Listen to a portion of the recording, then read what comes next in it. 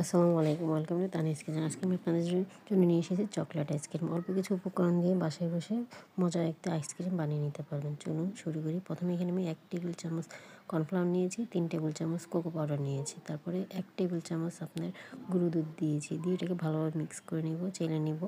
নিয়ে এখানে আমি 1/2 কাপ চিনি দিয়েছি, 1.5 কাপ বলতে 1 কাপ প্লাস 1/2 কাপ লিকুইড জাল করা গরুর দুধটা দিয়েছি, দিয়ে এটাকে আমি আবার ভালোভাবে মিক্স করে নেব। মিক্স করা হয়ে গেলে তারপরে আমি এখানে চুলাতে বসিয়ে দিব। চুলার হিটটা থাকবে খুব লো আকারে, লো মিডিয়ামে, বেশি লোতে থাকবে না। দিয়ে আমি এটা অনবরত লাড়তে থাকবো। এটা লাড়া বন্ধ করলে আপনি নিচে কর্নফ্লাওয়ারটা জমাট বেঁধে যাবে। যখন এরকমটা ঘন হয়ে আসবে তখন এখানে আমি চকলেট দিব। আমি এখানে প্রায় 130 গ্রাম চকলেট দিয়েছি। আপনার ইচ্ছা করলে এখানে আপনি ডেইরি মিল্কের চকলেটও দিতে পারেন। ঠিক আছে, আপনি 3টা 10 টাকা দামের চকলেট দিলেই এনাফ হয়ে যাবে। এটা আপনারা পারলে স্কিপও করতে পারেন। এটা আমি স্বাদের জন্য দিয়েছি।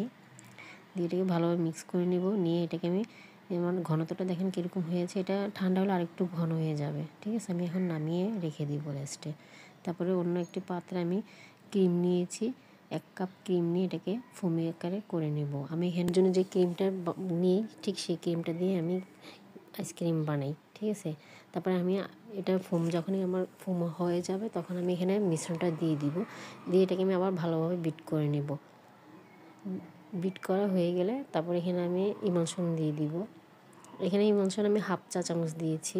এটাও আমি স্বাদের জন্য দিয়েছি। এটাও পারলে আপনারা যাদের বাসায় থাকবে না তারা এটা স্কিপ করতে পারেন। ঠিক আছে, দিয়ে এটাকে আমি এই যে ফোমে আকারে হয়ে গেলে আমি এটা নামিয়ে নেব। এখানে আমি অল্প একটু ক্রিম ছিল আগে, সেটা দিয়ে দিয়েছিলাম। সেটা দেওয়াতে আমার ক্রিমটা একটু ফেটে গেছে। ঠিক আছে, উপরে আমি চকলেটগুলি দিয়ে দিয়েছি একটু সুন্দরের জন্য। তারপরে এখানে আমি এটাকে 8 ঘন্টাও রাখতে পারেন আপনারা। আমি অবশ্যই এটা সারা রাত রেখে দিয়েছি। তারপরে সকালে এটাকে পরিবেশন করেছি। এই যে আমার ফাইনাল লুক। বাসায় অবশ্যই ট্রাই করে আমাকে জানাবেন কেমন হয়েছে। আল্লাহ হাফেজ, ভালো থাকবেন সবাই।